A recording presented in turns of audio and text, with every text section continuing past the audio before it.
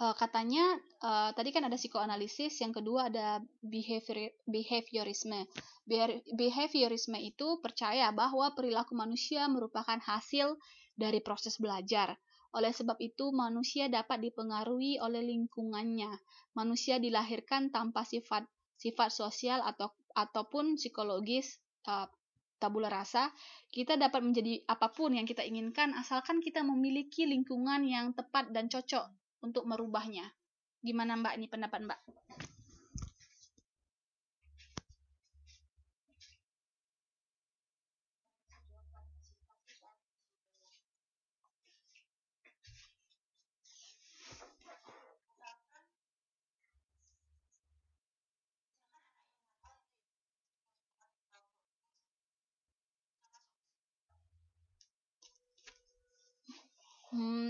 Anak yang nakal dimasukkan ke pondok, terus dia menjadi baik.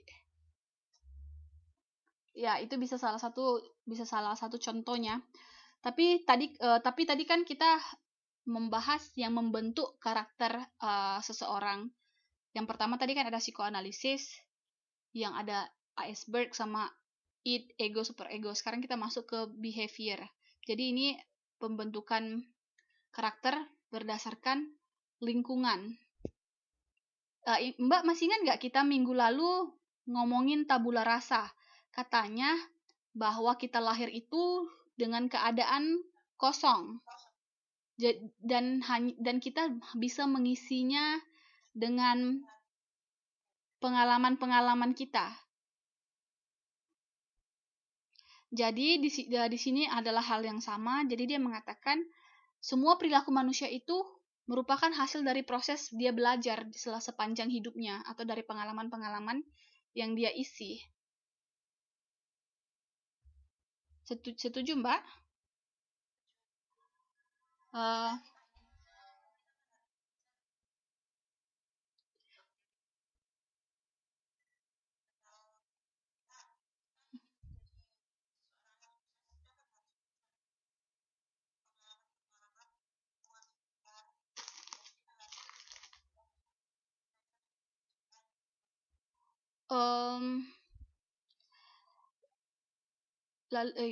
Lalu katanya kita dapat menjadi apapun yang kita inginkan asalkan kita memiliki lingkungan yang tepat dan cocok untuk merubahnya. Dalam kata lain, misalnya Mbak ingin jadi menjadi misalnya dokter. Tapi lingkungan di tempat Mbak tinggal itu orang-orang semuanya misalnya kebanyakan tidak kuliah atau tidak sekolah, ataupun di sana kebanyakan orang hanya ingin main-main aja atau mungkin tidak terlalu memiliki pemikiran masa depan yang baik. Kita mungkin nggak di tempat itu bisa jadi dokter.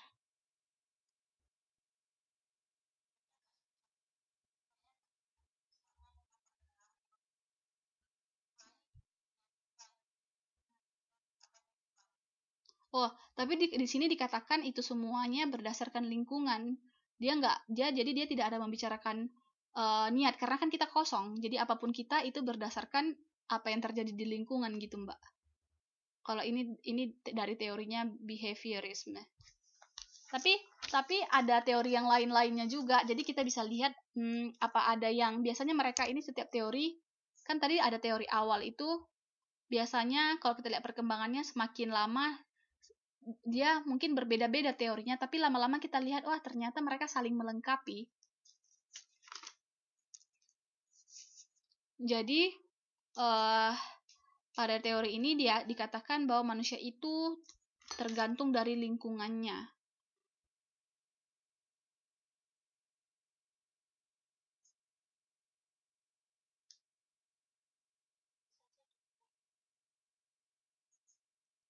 Jadi itu teori dari behaviorisme. Siapa kemarin ini Mbak yang masih ingat nggak siapa yang menyebutkan teori behaviorisme ini? Bukan. Ada dua. Yang pertama Aristoteles yang pertama. Iya. Iya, lalu kemudian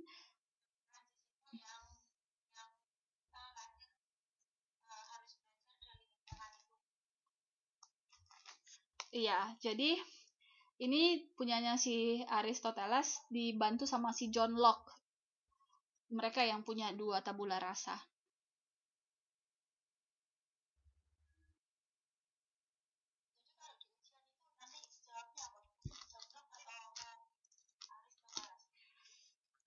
Kalau untuk tabula rasa yang pertama kali mengemukakan, tapi itu si Aristoteles, tapi dia lebih ke filsafat, dalam hal filsafat.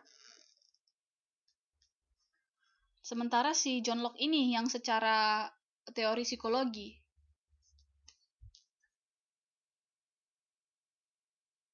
Jadi kalau ditanya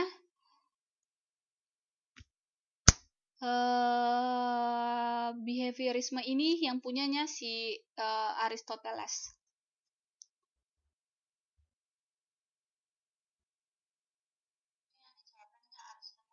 Iya. Ini juga disebut. Iya, tabula rasa bahwa kita kosong. Oke, berikutnya ada namanya teori kognitif dari si Lewin. Katanya konsepsi psikologi kognitif melihat manusia sebagai makhluk hidup yang aktif mengorganisasikan dan mengelola stimuli yang diterimanya, atau Homo sapiens. Katanya mental manusia menerima informasi yang diterimanya dan mengubahnya menjadi bentuk-bentuk baru dan memilihnya ke dalam kategori-kategori. Pendekatan ini menanggapi keresahan orang ketika pendekatan behaviorisme tidak mampu menjawab mengapa ada orang yang memiliki perilaku yang berbeda meskipun berada di lingkungan yang sama, yakni karena ia memiliki motif pribadinya sendiri atau self-motivated. Jadi si kognitif ini mengatakan tadi kan yang tadi kosong, kita tidak memiliki moral apapun, betul-betul kosong. Semuanya yang kita mengerti itu cuman karena pengalaman kita doang dan lingkungan kita doang. Sementara ini teori kognitif dari Lewin ini, kognitif itu kan ada pemikiran. Jadi katanya di pemikiran itu semuanya stimuli atau rangsangan yang datang itu diolah dan itu menghasilkan pemikiran-pemikiran yang lain. Bisa ngerti nggak, Mbak?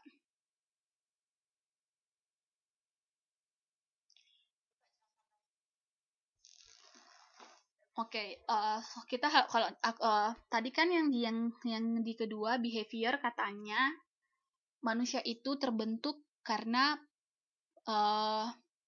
proses belajarnya dari lingkungannya. Karena kita itu pada lahirnya kita itu tabula rasa, kosong. Kita tidak memiliki norma-norma, tidak tahu apa-apa, dan kita hanya diisi oleh pengalaman.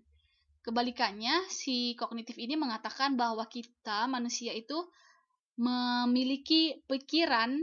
Jadi kita setiap ada yang masuk itu kita pikirin stimuli-stimuli yang masuk atau rangsangan-rangsangan. Jadi kita menerima informasi, habis kita menerima informasi, itu kita mengubahnya menjadi bentuk-bentuk baru dan memilihnya ke dalam kategori-kategori. Jadi kita masuknya dalam membuatnya dalam bentuk baru, memilihnya dalam kategori-kategori itu. Jadi dia itu bisa berpikir yang mana yang baik, yang mana yang jahat, yang mana yang harus dilakukan, dan mana yang tidak dilakukan, gitu Mbak. Makanya tadi dia bilang pendekatan ini menanggapi keresahan orang ketika pendekatan behaviorisme tidak mampu menjawab mengapa ada orang yang memiliki perilaku yang berbeda meskipun berada di lingkungan yang sama.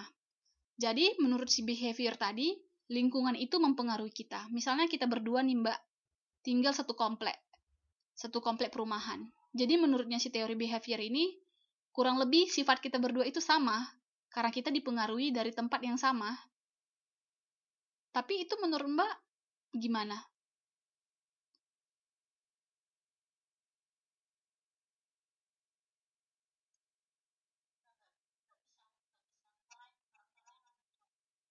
Ya, jadi katanya di sini karena setiap orang memiliki motifnya pribadi sendiri. Maksudnya motifnya pribadi sendiri. Ketika Mbak melihat sesuatu atau ketika saya melihat sesuatu, saya menangkap sesuatu itu, stimulus itu ke dalam pikiran saya dan saya mengolahnya di dalam pikiran saya itu. Dan hasilnya itu berbeda apa yang saya pikirkan dengan Mbak yang Mbak pikirkan. Oleh sebab itu, kenapa misalnya paling dekatnya itu misalnya contohnya kakak beradik. Mereka satu rumah misalnya dari kecil, tapi kenapa satu ada yang berhasil sukses, ada yang tidak? Kenapa ada satu yang berbeda dari yang lain? Karena mereka memiliki motivasi sendiri yang berbeda. Jadi ini seperti berlawanan dengan bisa menjadi berlawanan dengan si behavior, bisa jadi saling melengkapi.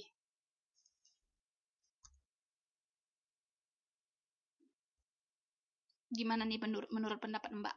Behavior atau kognitif?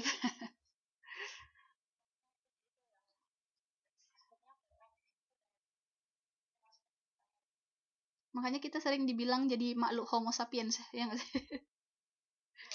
Homo sapiens, ya. Itu teorinya dari si Lewin, teori Lewin. Ada satu lagi yang humanistik. Katanya dalam pendekatan ini manusia dipandang sebagai homo ludens atau manusia bermain. Setiap manusia hidup dalam pengalamannya yang unik. Manusia bebas memilih dan menentukan tindakannya sendiri. Pandangan ini menggarisbawahi kualitas manusia dengan hewan, terutama dalam kebebasan berkehendak. Psikologi humanistik bertumpu pada tiga dasar pijakan, yaitu keunikan manusia, pentingnya nilai dan makna manusia untuk mengembangkan diri. Kalau kita lihat itu dari yang sebelum-sebelumnya, itu seakan-akan manusia itu sangat terbatas ya. Kayak tadi itu dari ego, super ego, yang kemudian itu berdasarkan lingkungan. Yang ketiga itu berdasarkan pemikiran-pemikiran kita terhadap ada stimulus. Tapi yang keempat ini kenapa humanistik? Dia lebih manusia dan menganggap bahwa manusia itu meletakkan derajat manusia itu lebih tinggi. Dengan mengatakan setiap manusia hidup dalam pengalamannya yang unik.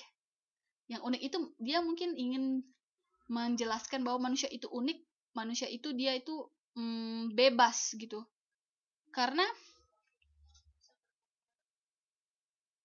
iya, karena kalau dia cuman kalau sesuatu yang unik itu apa disebut dengan sesuatu yang unik? Misalnya Mbak lihat sesuatu yang unik, biasanya itu dia yang beda dari yang lain gitu. Tapi kalau kita dikatakan udah berdasarkan sebelumnya ada teori ini, teori itu, berarti kita semua itu udah ditentukan oleh sesuatu gitu, Mbak.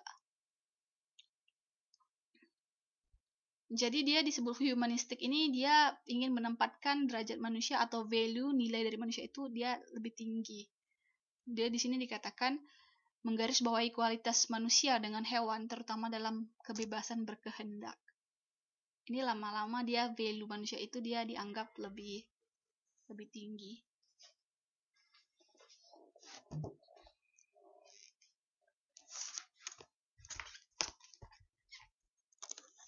Katanya manusia sebagai manusia bermain.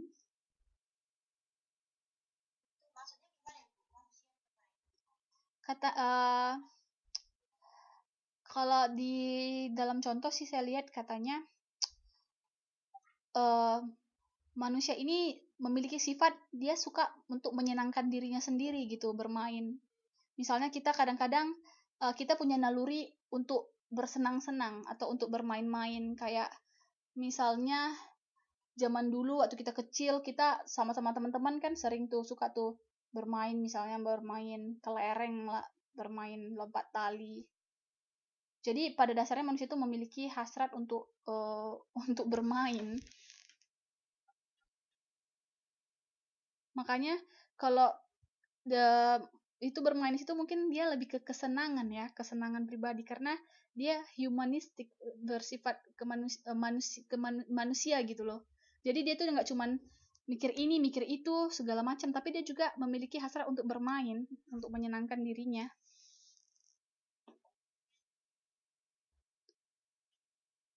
Misalnya kalau itu bahkan saya lihat ada bukunya soal tentang homo ludens, manusia sebagai manusia bermain. Sekarang orang hasratnya untuk bermain tinggi nggak sih Mbak? Kalau kita lihat aja orang yang main game online, dia itu bisa loh berjam-jam,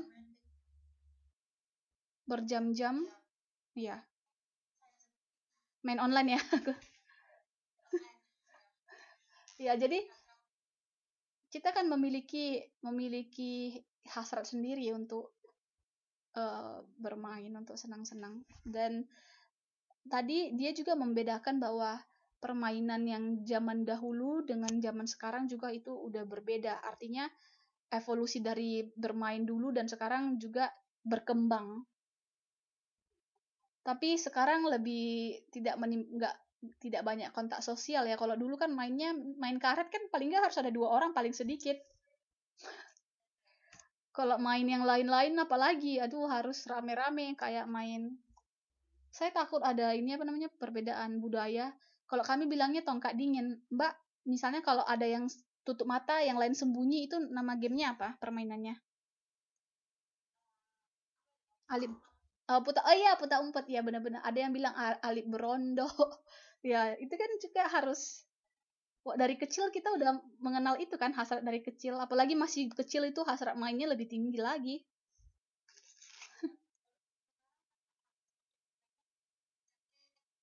Iya,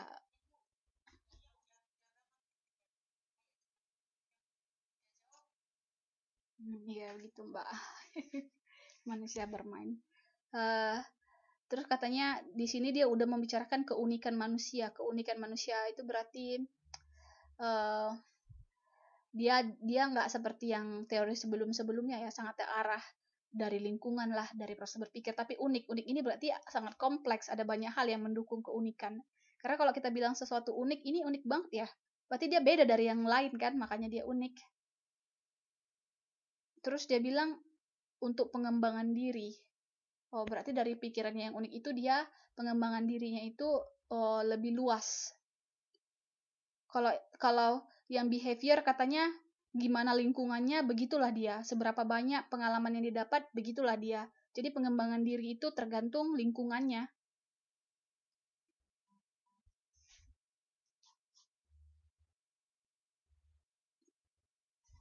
Halo Mbak udah hilang nih? Oke. Ada pertanyaan Mbak dari 4 pendekatan ini konsep pendekatan manusia, karakter manusia.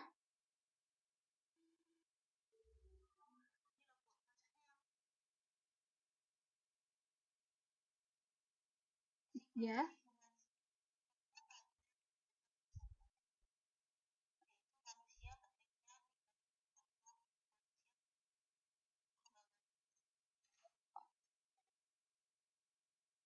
Oh, itu kan tadi maksudnya yang pertama keunikan manusia, dia itu ingin dia mengatakan bahwa manusia itu unik atau artinya dia kompleks, nggak cuman karena lingkungan, karena hanya proses pemikiran, tapi unik. Unik di situ maksudnya ada banyak hal lagi yang mendorong hal karakteristik manusia itu. Contohnya unik itu hmm, apa namanya yang unik itu kayak setiap orang manusia itu kan sifatnya itu beda-beda gitu loh. Nggak ada orang yang percis sama dengan orang lain. Jadi dia memiliki karakteristiknya sendiri. Sementara sebelumnya kalau dibilang berdasarkan lingkungan berarti setiap orang itu hampir semuanya rata-rata ditentukan sifatnya oleh lingkungannya. Tapi unik ini manusia itu memiliki karakteristiknya sendiri. Jadi dari itu kita mau melihat bahwa nilai dan makna manusia itu lebih tinggi gitu value-nya, tidak ditetapkan karena kalau dibilang unik dia unlimited, dia nggak terbatas. Jadi itu bisa melihat kedudukan manusia itu memang value-nya lebih tinggi. Katanya bahkan di sini untuk membedakan kualitas kita manusia dengan hewan.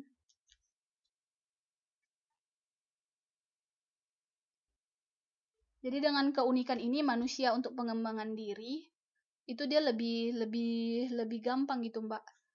Jadi dia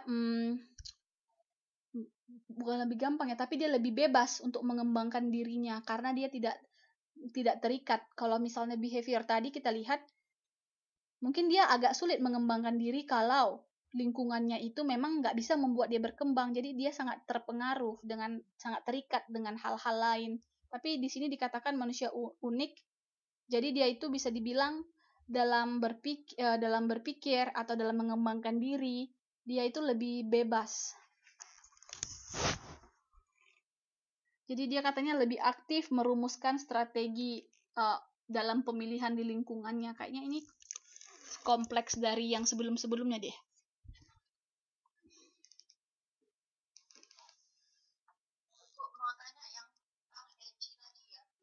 Eddie, it,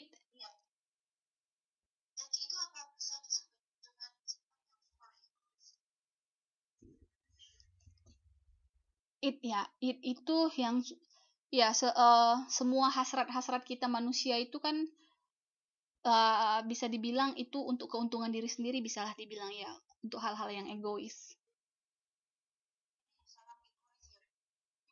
Iya, tapi itu sebenarnya ini bisa disambungkan ke dalam hal agama sih, karena boleh boleh tanya, maaf Mbak, agamanya apa ya? Oke, saya agamanya Kristen. Kayaknya dalam hal ini, konteks ini, kan kita tahu bahwa manusia itu jatuh ke dalam dosa karena buah kuldi itu kan dimakan sama si Adam dan Hawa. Nah, karena setelah kita makan kan manusia jatuh ke dalam dosa kan. Jadi karena kita jatuh ke dalam dosa, biasanya naluri kita, keinginan kita itu pasti semuanya hal-hal yang untuk keuntungan ke diri kita saja. Nah, itu maksudnya hal-hal biologis di situ. Jadi itu kan tadi Mbak tanya itu yang hal egois ya.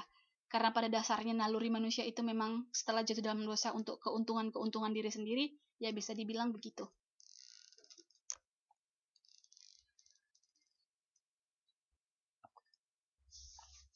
Ada lagi Mbak mengenai ego, super ego?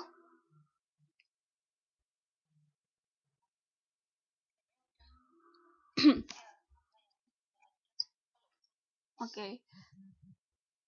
Oh, bentar ya Mbak. Ada mau.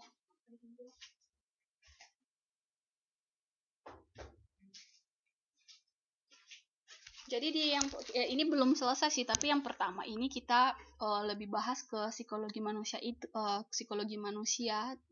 konsep dasarnya. Tapi nanti setelah kita udah ngerti soal pemikiran manusia, ke konsep psikologi manusia, baru nanti kita ujungnya kita hubungkan dengan kepada psikologi komunikasi.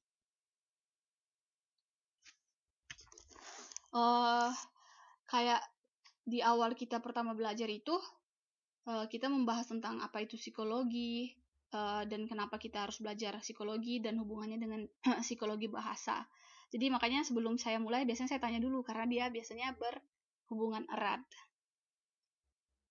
Jadi untuk berikutnya, karakteristik manusia katanya dari si Ponijan Liao 2013 dalam bukunya Understanding Your Communication Style.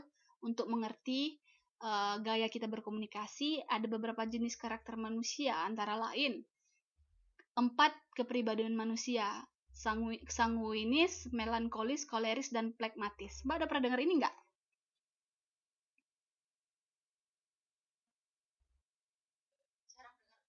Ya, tapi ini sering ada banyak ini apanya,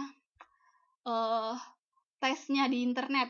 Kamu itu sifatnya sanguis atau melankolis, koleris, dan plekmatis. Tapi biasanya manusia itu terdiri dari penggabungan 2 kepribadian. Misalnya Mbak sanguis, kalau misalnya Mbak sanguis biasanya digabungkan dengan koleris, atau Mbak melankolis digabungkan dengan plekmatis gitu. Nggak pernah cuma satu, biasanya penggabungan.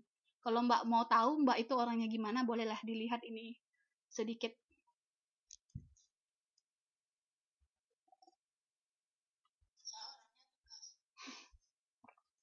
Ya, Mbak bisa lihat misalnya tipenya yang Mbak bisa ini deh, kayak misalnya kayak self reflection, untuk reflection pribadi. Aku orangnya ini, aku orangnya itu.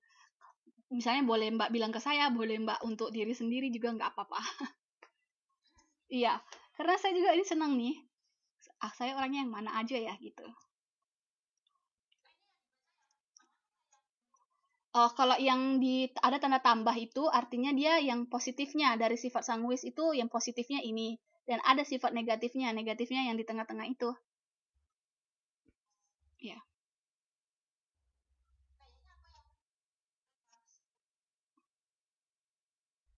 Loh, tapi plekmatis, tapi katanya dia tidak tegas.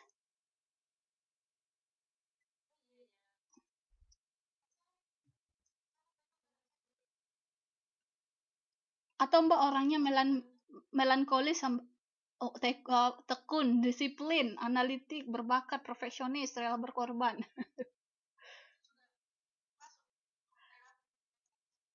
Ya, melankolis itu biasanya sifat-sifatnya itu ada ininya juga nih. Misalnya dia eh, gampang hatinya terini.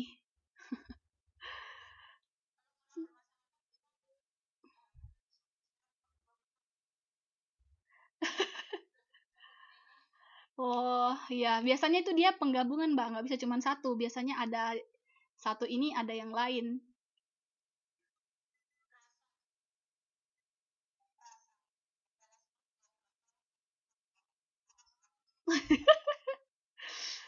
Iya, pembalas perasa, teoritis.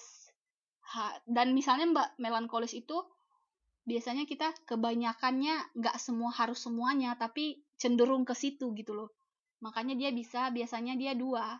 Misalnya saya satu melankolis, misalnya satu lagi orangnya sanguis gitu.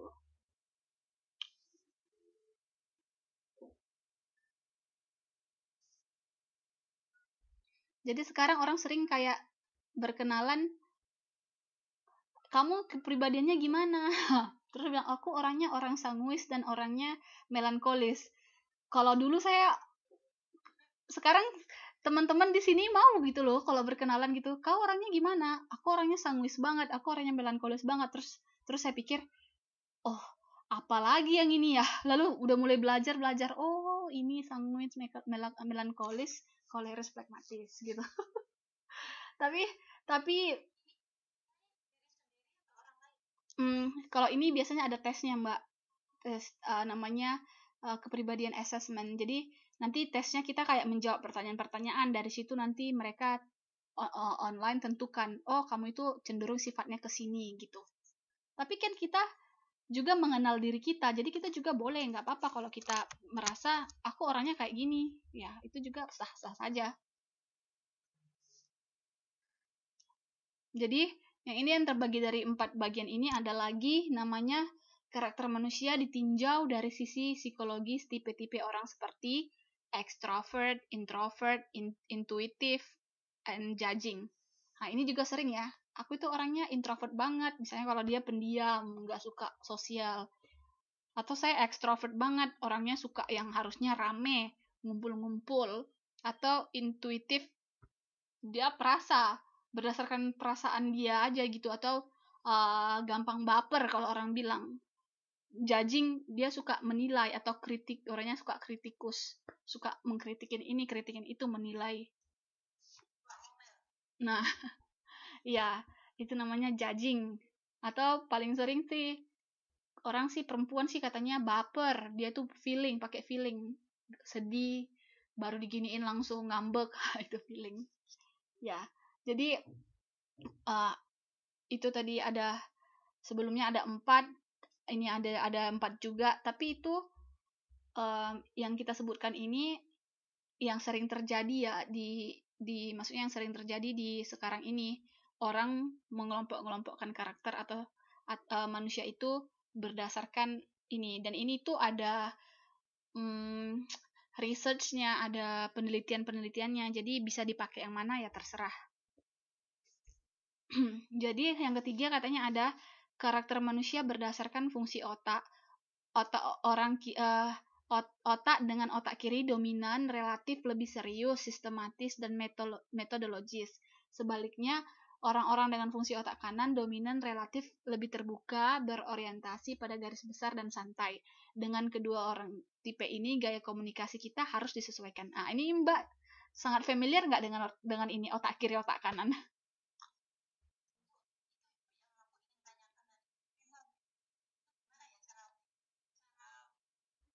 Oke, jadi penel, penelit Oh, jadi orang peneliti itu mereka membagi otak kita ini menjadi dua bagian, yang namanya otak kiri dan otak kanan. Dan di dalam otak kita itu pasti ada cairan kimia, dan itu cairan itu dia mendominasi karakter kita. Katanya, misalnya kalau otak kita ini dominan, yang sering kita pakai otak kiri. Dan biasanya yang di otak kiri itu katanya orangnya lebih serius, sistematis, metodologis. Itu biasanya otak kiri itu untuk hal-hal yang berpikir, berhitung, belajar, semua di otak kiri, menurut peneliti ini. Dan sementara di otak kanan katanya dia lebih terbuka, berorientasi pada garis besar dan santai. Biasanya yang orang di otak kanan ini dia orangnya lebih santai dan lebih suka bersenang-senang, nggak terlalu serius. Misalnya kalau Mbak melihat orang setiap ngomong sama dia itu serius gitu, apapun kita ngomong bercanda dia nanggapinnya serius gitu. Ada juga orang yang setiap kita bercanda setiap kita ngomong serius dia bawanya bercanda mulu. Jadi orang sering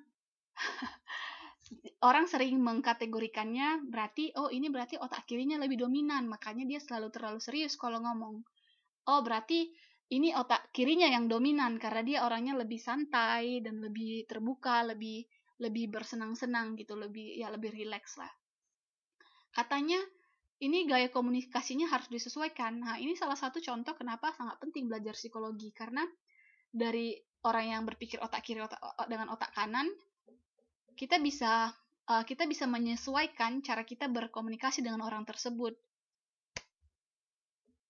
Apalagi kalau orang komunikasi, contohnya, misalnya Mbak ingin menawarkan produk dengan seseorang. Dengan seseorang misalnya orangnya serius dan lebih sistematis. Jadi mungkin Mbak bisa menjelaskan dengan, ini misalnya produk yang Mbak jelaskan itu lebih menjelaskan misalnya komposisinya terdiri dari apa. Misalnya, ini terbuat di sini, dari negara ini mengandung ini. Jadi dia kalau orangnya lebih serius, Mbak bisa menggunakan pendekatannya memang lebih sistematis atau lebih teoritis. Tapi mungkin kalau dia orangnya santai, Mbak bisa menawarkan dengan bercanda-canda, dengan santai gitu menjelaskannya. Tidak perlu harus seserius itu. Yang penting pesannya dapat gitu. Misalnya, ini bisa Mbak bikin Mbak cantik lah, besok pakai langsung cantik. Ya, saya bercanda gitu, tapi ya ini bagus lah Mbak gitu. Jadi kita bisa sesuaikan cara kita komunikasi dengan tipe orang tersebut.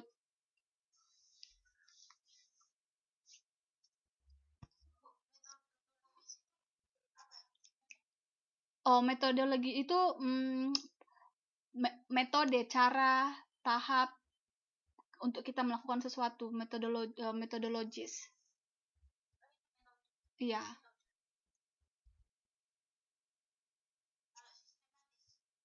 Sistematis itu misalnya dia lebih berurut, teratur secara sistem. 1, 2, 3 dia satu-satu gitu, nggak lompat kemana-mana, jadi dia secara sistematis.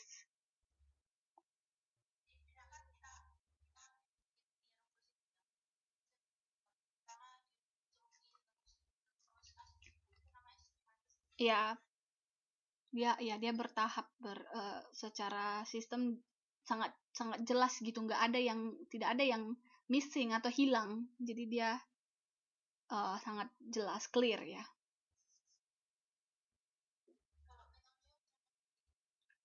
Metodologis itu mungkin dia lebih ke langkah-langkah daripada sistemnya ya. Kalau saya pahami, ya.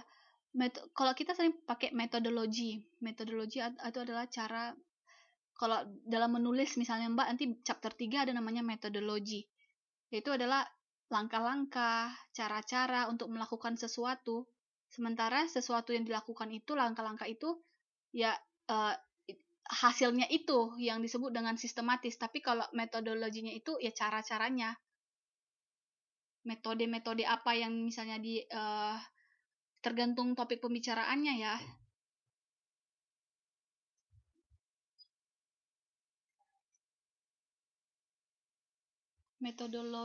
Metodologis ya. Atau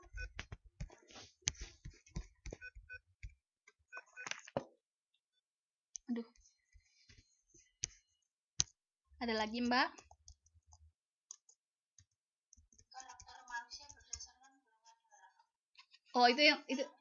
Itu yang berikutnya ya.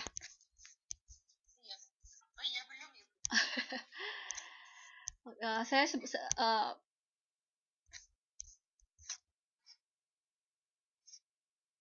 oke. Saya lagi Oh iya benar itu tadi katanya metodologis itu ya itu memang cara-cara atau langkah-langkah dalam pendekatan sesuatu atau metode. Oke. Yang berikutnya berdasarkan gender, jenis kelamin. Ini udah tahu ya. Perempuan lebih dominan begini sifatnya, laki-laki kan laki-laki dan perempuan ada sifat-sifatnya masing-masing tertentu gitu. Nggak sama kan?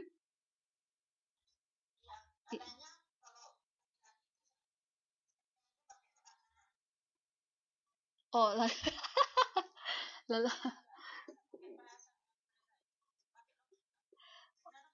hmm, karena ini juga karena menurut saya sih itu tergantung orangnya ya. Karena kan banyak juga orang laki-laki kan seringan eh ini yang lebih mungkin pemimpin-pemimpin kan kebanyakan laki-laki kan berarti mereka orangnya lebih serius, lebih sistematis tergantung orangnya kayaknya, tergantung interestnya kemana. Iya, jadi nggak bisa ya nggak bisa nggak bisa di apa namanya mungkin berdasarkan jenis kelamin mungkin laki-laki itu lebih mungkin ada sifat-sifat laki-laki kayak lebih gentle. Oh iya. Hmm, kalau itu kalau soal perasaan laki-laki itu dia lebih objektif sementara perempuan lebih subjektif karena memang otak laki-laki dan otak perempuan itu diciptakan berbeda dengan misalnya otak laki-laki itu yang saya baca ya katanya otak laki-laki itu dia berbentuk sekat-sekat apa sih namanya ada pemisahnya bulat-bulat gitu loh di pikirannya jadi katanya setiap topik yang kita bicarakan itu udah ada masing-masing ruangannya di otak laki-laki jadi mereka kalau kita membicarakan sesuatu dia pergi ke ruangan itu lalu kita membahas itu sementara kalau otak perempuan katanya dia seperti satu bulatan gitu di dalam otak jadi dan itu semua terhubung ke satu sama lain makanya perempuan itu suka berbicara dari topik ini ke topik ini dari itu semuanya nyambung itu jadi itu kalau untuk otak laki-laki dan perempuan dari situnya udah beda lalu laki-laki itu dia melihat masalah itu secara objektif sementara perempuan itu diciptakan pakai lebih ke perasaan jadi laki-laki itu dia lebih lebih cuek kalau bisa dibilang dalam melihat sesuatu misalnya kalau ada masalah ya dia melihat masalah itu sementara kalau perempuan melihat masalah terus dikait-kaitkan sama perasaannya di hatinya gitu iya padahal sampai laki-laki suka bilang kamu itu maunya apa sih bilang aja langsung terus perempuan bilangnya kamu kok nggak ngerti sih gitu atau bilangnya nggak apa-apa gitu padahal sebenarnya iya karena jangan salah kadang-kadang itu mereka nggak salah memang mereka otaknya didesain begitu jadi perempuan harus lebih terbuka sama laki-laki karena perempuan itu otaknya memang berbeda dengan laki-laki itu hal menarik karena dosen saya pernah cerita di kelas dia bilang suaminya itu jurusan matematika lebih objektif dan jurusannya dosen saya ini jurusan bahasa dan dia sering bermain dengan bahasa-bahasa gitu misalnya menyatakan sesuatu tidak langsung jadi mereka sering berantem di rumah gitu kayak suaminya bilang bisa nggak sih kamu itu berbicara to the point aja sama aku gitu sementara istrinya bilang bisa nggak sih kau itu ngerti aja apa yang ku maksud gitu padahal lalu dia sadar ya bilang otak laki-laki dan otak perempuan itu berbeda seharusnya uh, perempuan mengerti keadaan itu dan laki-laki juga ngerti gitu loh ya itu kalau jenis itu yang sebenarnya itu yang sering sulit sih bikin laki-laki sama perempuan seperti banyak berselisih paham karena memang cara mereka berpikir itu pendekatannya berbeda mbak jadi lebih baik perempuan itu mengerti karakter psikologi secara ya laki-laki dan laki-laki juga mengerti perempuan jadi bisa saling pengertian gitu bukan salahnya ceweknya juga kita lebih Itu memang kita diciptakannya begitu.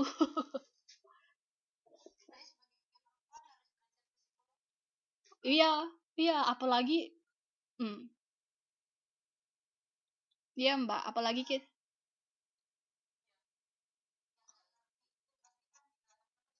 iya, iya benar.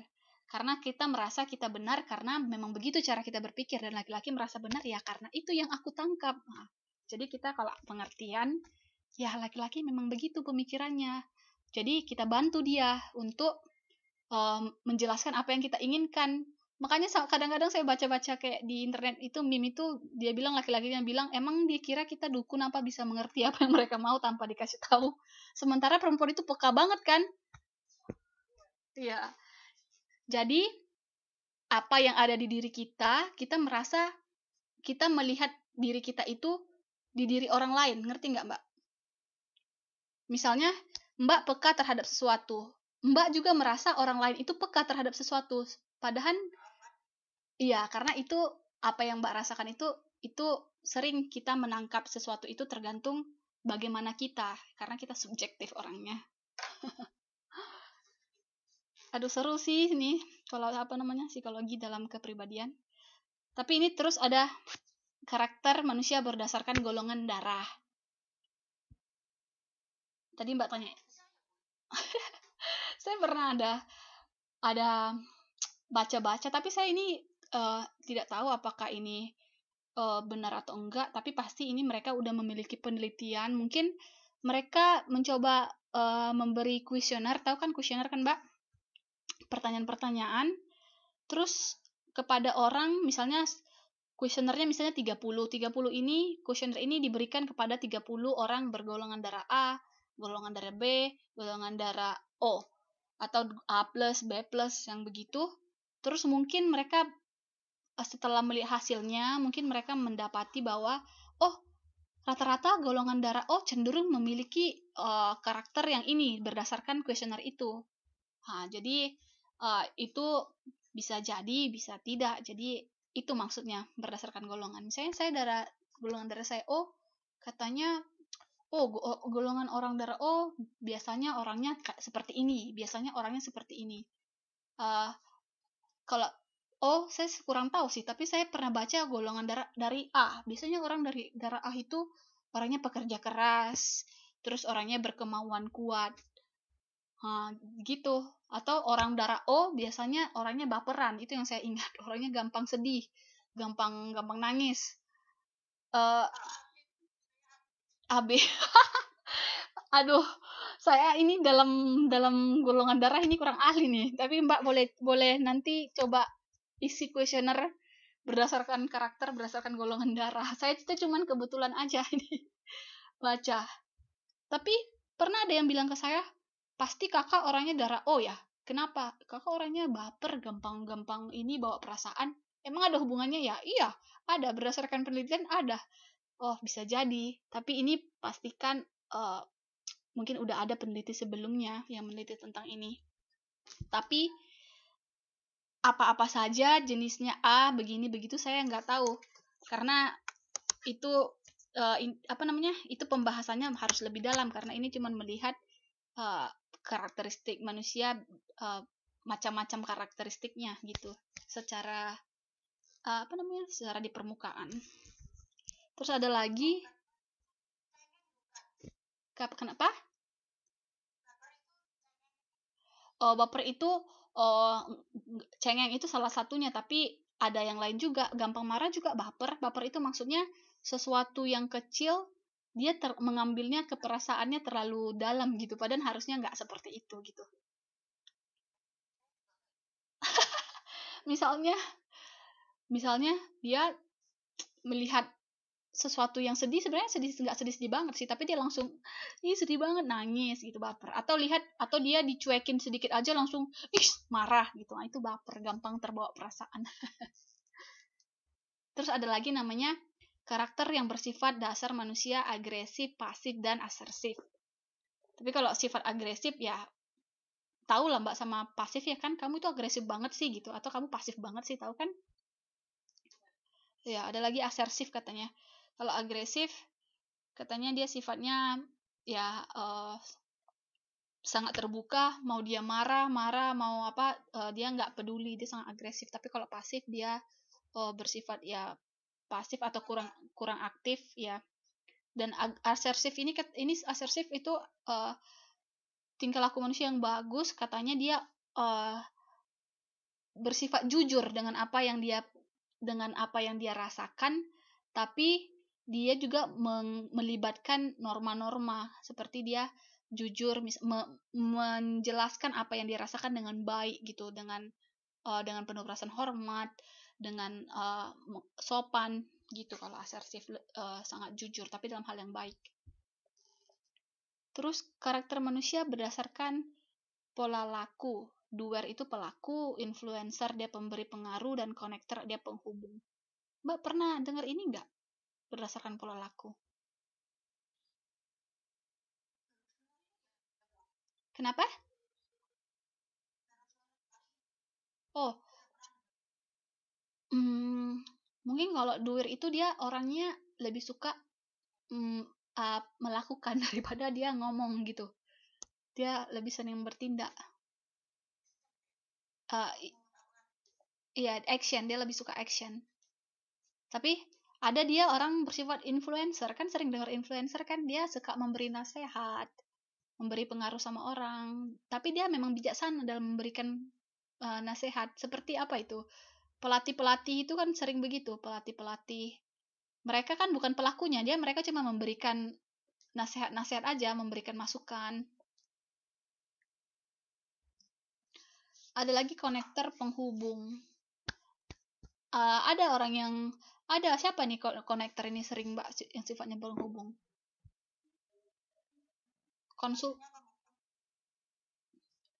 Penghubung itu karakter pola lakunya itu. Penghubung itu maksudnya misalnya kayak konsultan gitu loh. Iya. Iya, tapi di sini lebih ke perilaku dia ya, memang penghubung ya. Kayak dia bisa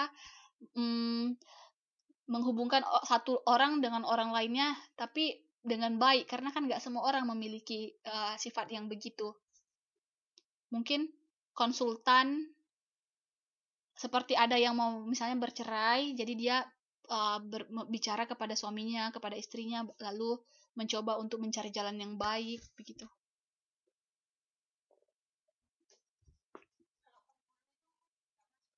Penghulu itu mungkin tergantung kan penghulu bisa jadi pekerja, tapi di situ dia kan bekerjanya untuk menyatukan orang secara agama ya, untuk pernikahan kan. Dalam hal itu saya tidak tahu apakah dia memiliki karakteristik itu. Dia lebih ke sifat Mbak daripada pekerjaan, bukan hanya pekerjaan tapi karakter.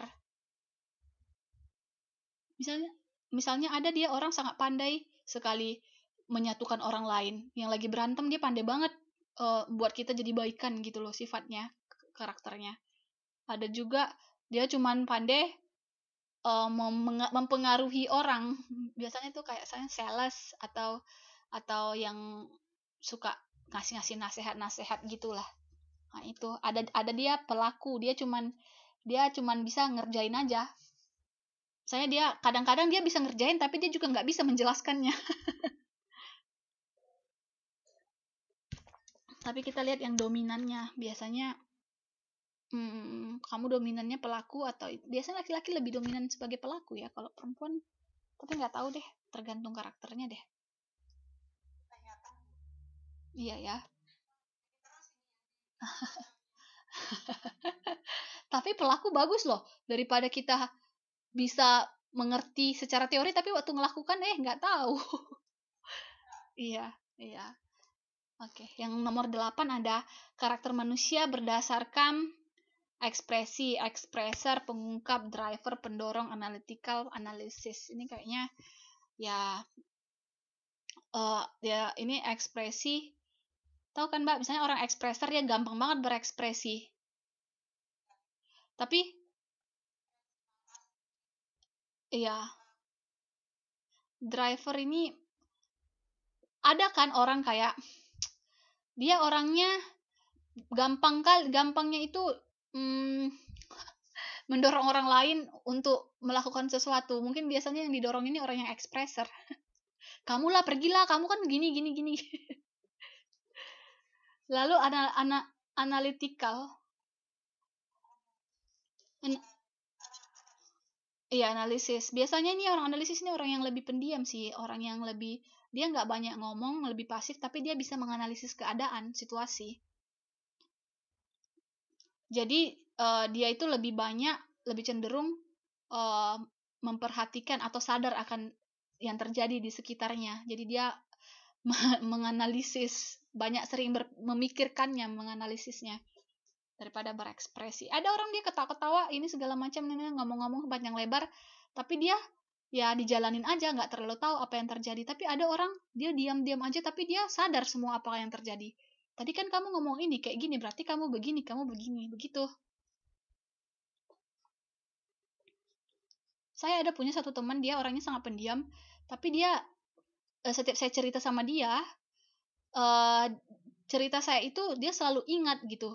Dan cerita saya yang dari dulu-dulu itu dia bisa sambungkan, lalu dia bilang berarti begini, kemarin kan kamu cerita begini, kamu kan kemarin cerita begini, ya dianalisis semua cerita saya.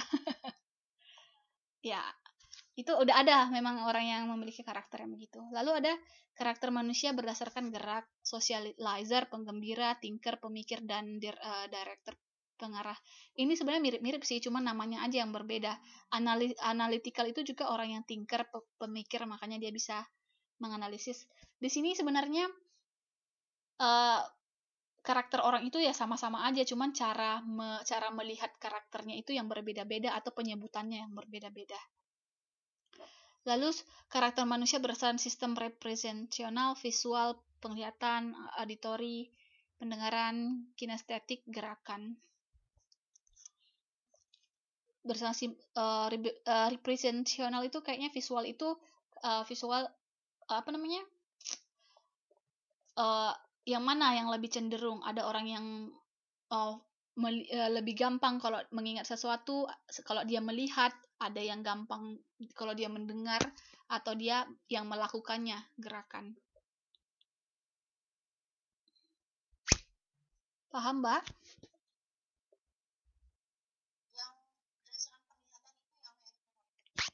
Apa itu? Kalau penglihatan membaca, penglihatan nggak menonton? Iya, ya maksudnya itu karakter manusia mungkin dalam menyerap informasi atau untuk mengerti akan sesuatu. Kalau saya orangnya gampangnya dalam pendengaran dan gerakan. Misalnya ada orang lebih cenderung dia lebih gampang mengingat sesuatu atau belajar kalau dia melihat sesuatu itu gitu. Tapi ada orang yang kalau dia mendengarkan, misalnya saya lebih gampang kalau kita berbicara tentang suatu ilmu daripada saya baca sendiri gitu. Ya, tapi jangan salah. Hmm,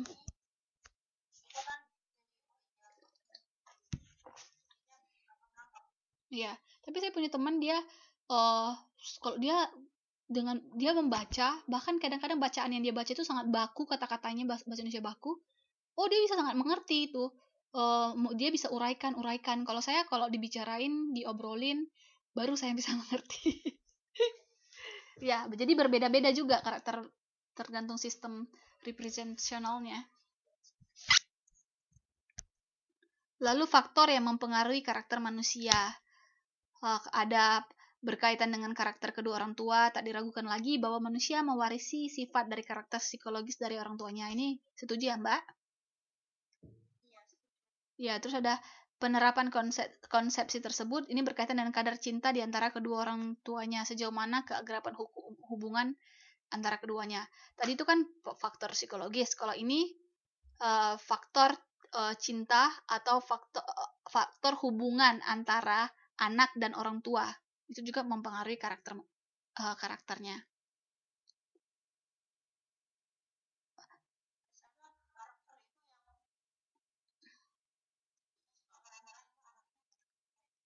Ya, benar Mbak.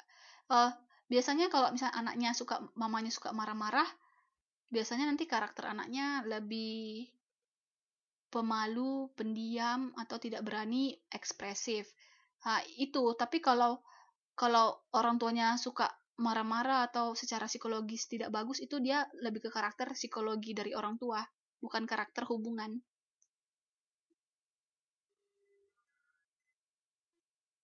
Iya, psikologis itu pernah nggak Mbak dengar kayak gini? Kamu itu mirip banget sama papa kamu gitu. Sifatnya. Sifatnya. Iya. Oh, memang ini anak papanya banget, ini sifatnya sama. Mungkin itu secara psikologisnya, karakternya itu turun dari papanya, dari biologis dari papanya.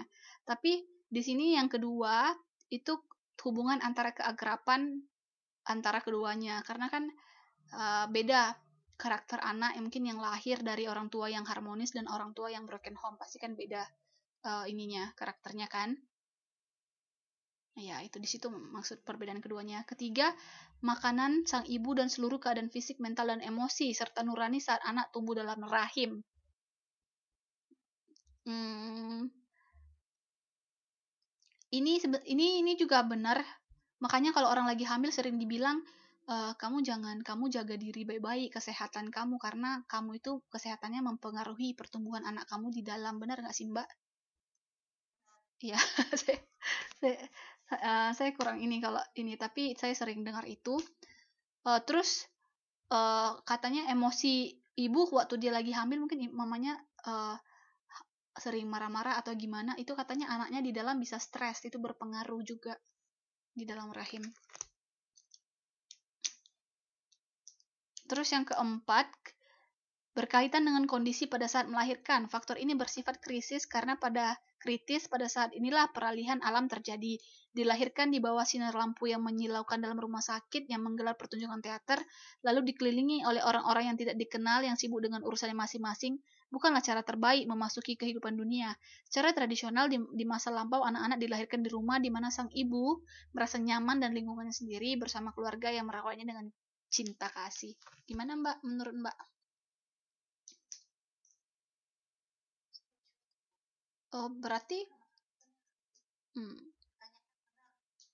ya, ini first impression ya, baru lahir di dunia langsung dilahirkan di teater, genre ribut dengan sangat penuh cinta kasih sayang dengan keluarga, berarti beda ya katanya karakter manusia. Terus kelima, perawatan sang anak selama 2 tahun pertama, termasuk makanan, cinta kasih, perhatian, dan kehangatan yang diberikan oleh sang ibu, serta cinta kasih yang terjalin antara kedua dengan sang bayi. Ya, ini tadi mirip-mirip dengan yang sebelumnya, tapi um, dia apa namanya menegaskan selama 2 tahun pertama. Wah, dari dari 4 yang kita baca ini, kelima ini banyak kepada anak-anak ya, pada pembentukan karakter itu terjadi pada masa kanak-kanak ya. Yang keenam juga,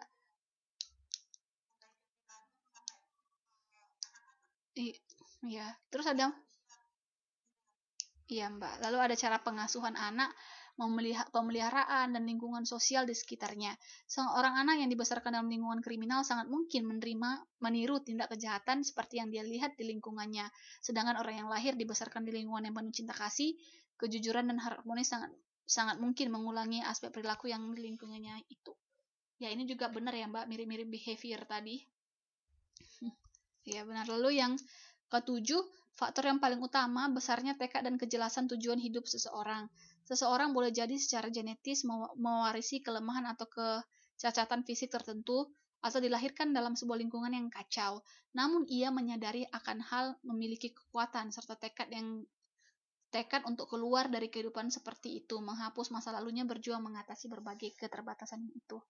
Wah, ini seperti penggabungan teori dari kognitif tadi dan teori humanistik. Berarti dia walaupun dia tinggal di tempat atau semuanya yang sebelumnya itu sudah terjadi, lingkungannya tidak baik atau dibesarkan tidak baik, tapi dia kalau memiliki tekad dan